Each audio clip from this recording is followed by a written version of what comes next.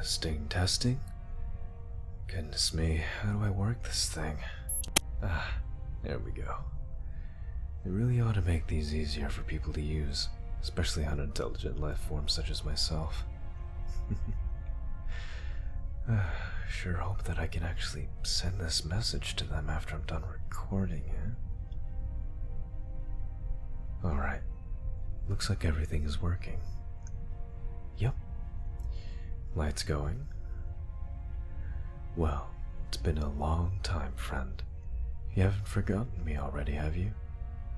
It's only been a few years. Anyways, this is Ryker Feldstar.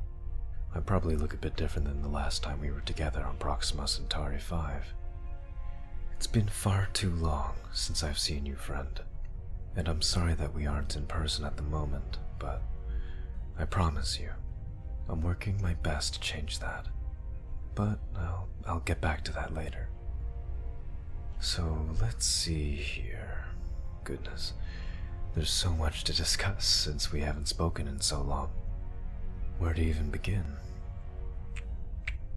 You remember Scout, right? The ship we... who am I kidding? Of course you remember. Atlas is my witness. I know that you could never forget how long it took for us to build that ragtag shuttle together. The long nights spent scavenging Proxima ice fields for salvage, bartering and haggling with that stingy old Eternian at the Proxima 5 spaceport, and trading our ration cards for what we needed to build it together. Yeah. We sure did break our backs to build the Scout. But I digress. She's still running strong, albeit with a few more dead since the last time you saw her. The Corvinal you found out there in the big ice is certainly helpful on my contracts. That stuff is hard as a beruga during mating season. An absolute essential for any bounty hunter. It's been rough out here. I've got no concept of day or night since I left Proxima. Since I left you. It's been so long since I've heard your voice, but one thing we didn't take into account when building the Scout was a better communication system. But I'm working on it. I promise. If only you were closer. A few hundred light years closer. When I get the ship fitted with proper comms, you can guarantee that I'll be bothering you a whole lot more. No more of these audio logs, unless you like these better, of course. Now, I've talked about the ship a bit. What else should I talk about? Something I guess you should know about is what I've been up to. I spent a lot of my time thinking about how you're faring on Proxima. I know it's a bit harsh there. The cold weather, the colder Proximans, the constant harassment from the Eternians. I can't wait to get you out of there. I know you said you had things to sort out on Proxima, but it doesn't change the fact that I miss you. I miss when we used to sit on the roof of our housing unit and stare out at the ice storms on Proxima's surface. I miss riding the Centauri rails with you during the dark hours of night, taking in the sights of the spaceport's nightlife. I know we couldn't actually afford to, experience it back then, but not for long. I'm making a bit of a name for myself out here, and we're going to take part in way more than a few rundown bars and restaurants that only serve slightly better meal rations. I look forward to the day that you're finally able to experience that with me. This isn't to say I didn't enjoy our time together on Proxima. Walking through the crowded streets and experiencing what cultural intrigues were available was always a catch. Oh, and walking through the local Bayado.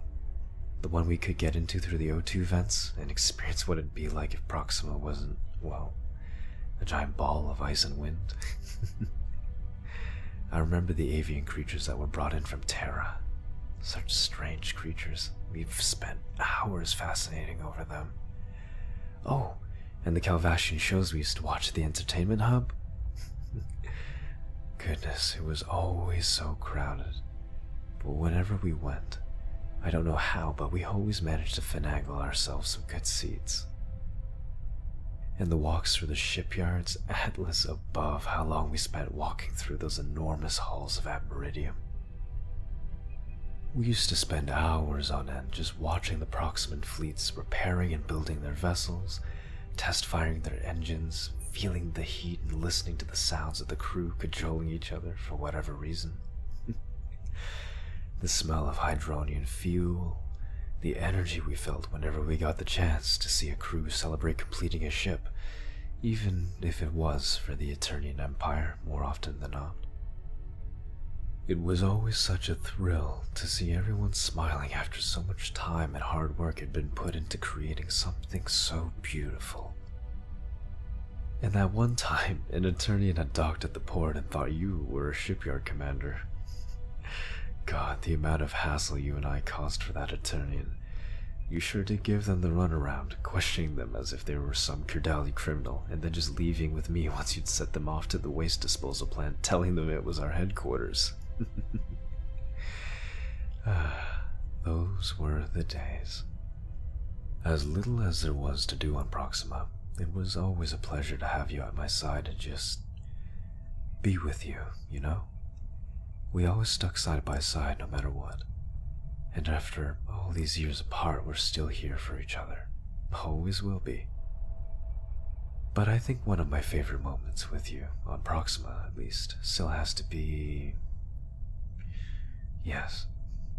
That one night after you pulled me out of a fight with some drunk. You took me to the Evergarden Plaza on the far western side of the spaceport, where there were real patches of grass, trees, none of that synthetic plant life in the O2 generators all over Proxima 5. We weren't supposed to be there, but you took me anyways, knowing that I'd always wanted to go. You paid off the gateman to let us in after hours, since really only the rich get to go there and experience what it'd be like to breathe pure, fresh air. And together, we sat on the edge of our own little world in complete silence, gazing out among the stars, that massive, sparkling infinity that called out to us, always. And me, telling you that one day I would take you with me to the far beyond, away from the cold of Proxima in the hand of the Eternians.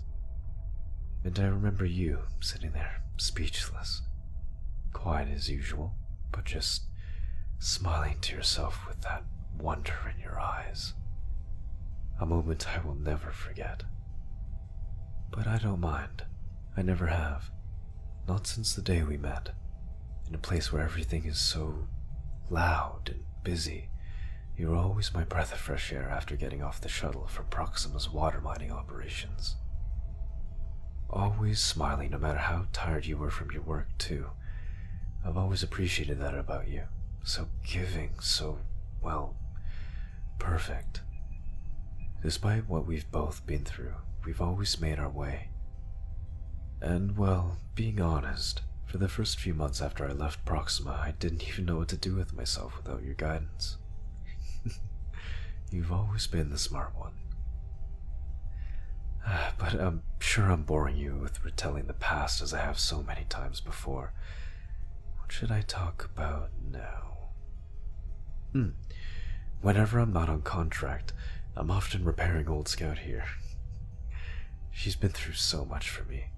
Least I can do is keep what we made together intact.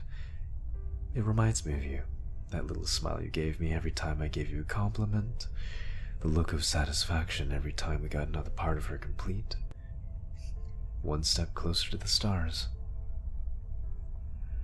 And one day, I'll see that smile again. And I swear I'm going to give you the biggest hug you can manage when I do. Goodness, I'm just bumping all over the place, aren't I? I've always been terrible at these things. But I just had to send you something. It's been far too long. Oh, yes, that arm you built for me after I lost it on Proxima, getting an engine for the Scout. It kind of broke on me, so I had to get myself an upgrade. Don't you worry though, I've still got Old Faithful tucked away safe and sound in the cargo hold, so maybe I can repair it in the future. But right now, I've got this rather impressive piece of equipment. It's Eternian, unfortunately, but where they lack in morals, they sure do make up for in good technology. And don't you worry, you've probably already surmised that I got it through alternative means. No way I'm funding an Eternian interest at Eternian prices. Never again. This arm is high grade and well made. Ought to serve me for many years to come if I can avoid getting it caught on a piece of flying space junk again. Well, I guess that I ought to tell you what I've been doing these past few years besides getting into trouble. I don't want to bore you too much with the details, but most of my contracts have been clearing space debris after the Eternians do what, well, the Eternians do. They destroy and conquer, but never see to it that they clean up what they've ruined. Pay's good, but I just wish I didn't have to see it. Besides that, finding common crooks and turning them in for their bounties is relatively commonplace. Though I don't get too many of these contracts, I love scouting missions. Taking our suitably named scout out to the furthest reaches of the galaxy, since the Surveying Corps doesn't like to waste their precious Unicreds sending in ships. They might get destroyed because they're too big and clunky to get through asteroid fields in unknown space like I can. Being able to see things that no one else has ever seen before, discovering what lies beyond what we thought to be the edge of the vastness, and pushing our boundaries even further, it makes me feel alive, and it makes me remember you. Whenever I grip the controls and chart a course, I look to the empty seat beside me here in the cockpit, and I imagine you sitting there, gazing out the window into the great, beautiful emptiness, just like that perfect night on Proxima 5, looking out into the depths of the galaxy.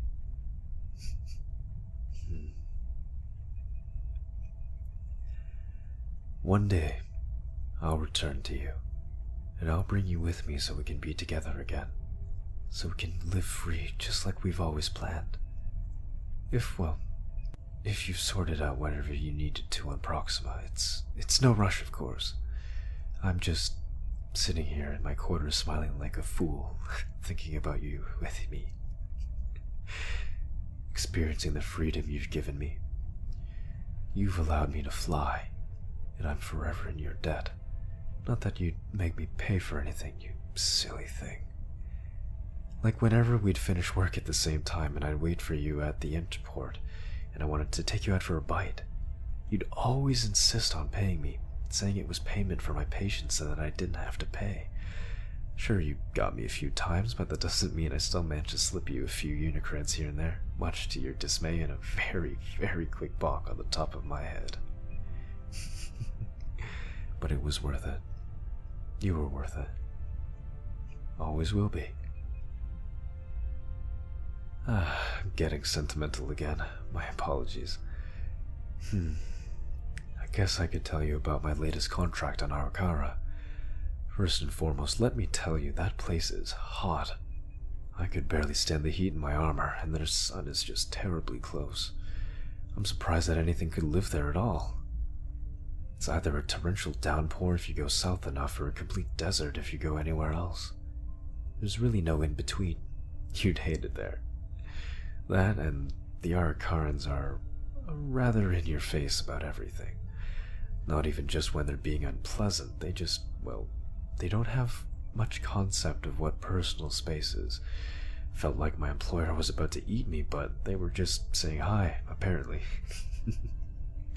Regardless, I'd received a local alert from Arakara on my way through the Alterac system that a municipal diplomat needed a one-man security detail for a more clandestine walk amongst their fellow Arakarians. Something about getting in touch with her people and assessing Arakara's glory firsthand as a commoner.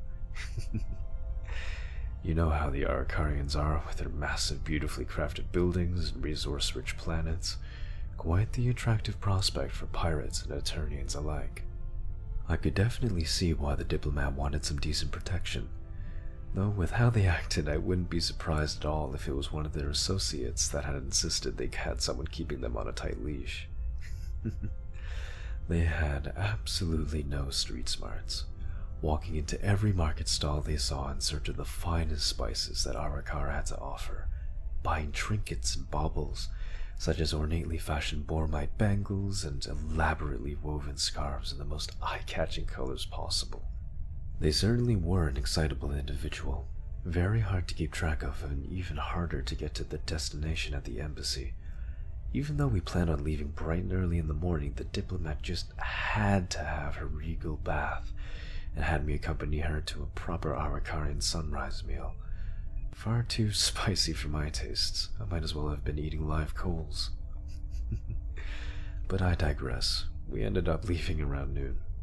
Then, after a day of having her pull me along through every stall she could, and me scolding her like a child every time I found her chewing on some street food they'd bought, we arrived at the embassy by nightfall. Me, sweating buckets beneath my helmet and armor, and thoroughly exhausted despite my Gentech enhancements from Proxima. Her antics were certainly entertaining for a short while, but keeping clandestine around a loud, vibrant individual surely is a challenge. I bet you would have loved watching me proverbially pulling my hair out as they told me to take off my helmet and try out some grilled meat on a stick they bought in the few seconds I'd happened to look away. It was an experience, to say the least. Once they had been delivered safely to the embassy, I got rather funny looks from the guards once I got there. Couldn't blame them. A flamboyantly dressed diplomat decked out with fine scarves and jewelry, when they were supposed to be heading straight to the embassy from their residence, was quite peculiar. Furthermore, undoubtedly sweaty Proxman, from the coldest place in the galaxy, working in the scorching heat of Arakara, standing beside them. If you were there, I bet you would have laughed at my sorry state. I probably would have joined in between deep gulps of water. Yeah, it's been a ride out here. Very little time for a resting moment when there's so many people in need of someone willing to work for a decent deposit of unicreds. Some have called me a mercenary, some a hired gun, but most just call me a bounty hunter. So the name stuck, and Red Ryker appears to have appeared more than a few times in my message logs. Such a cheesy name, but that red tinge you added to the scout's hull seems to have helped garner me some notoriety. Even if for such a silly reason. It's kind of nice to know that even from so far away, and after so much time, you're still helping me, just the way you always have. And it reminds me of what I'm here to do. I'm gonna make a name for myself, make it big. And when I'm loaded, I'm going to return to Proxima and we can spend our days exploring space, trying new cuisine, experiencing all the cultures the galaxy has to offer. Or if it ever gets too exhausting, we can just dock somewhere and walk the streets of some city, or drift along in orbit to Calaxium 11, listening to music and watching the star in its hues of blue and fiery dark purple permeating through the darkness of space.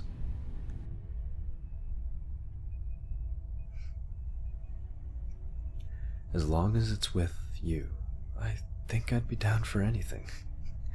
Well, almost anything. Being dragged around all day by an Arakarian has already been scratched off my proverbial bucket list. Let's check my mission list. Where to next? Looks like my next contract is going to be pretty far away. The planet Terra.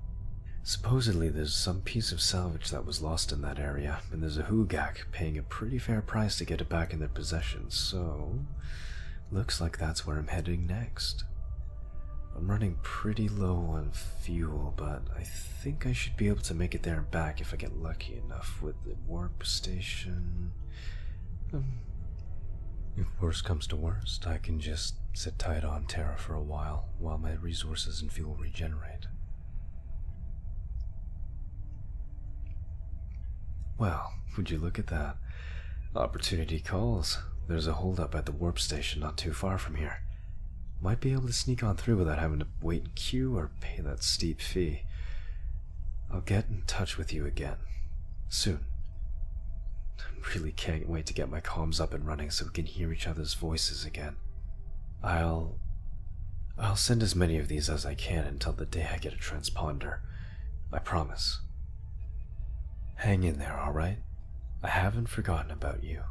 How could I? I miss you too much not to always have you in the back of my mind. We've already been through so much together. Looks like this is where I catch my ride. Take care of yourself, alright? Until next time, this is Ryker Audiolog 1, signing off.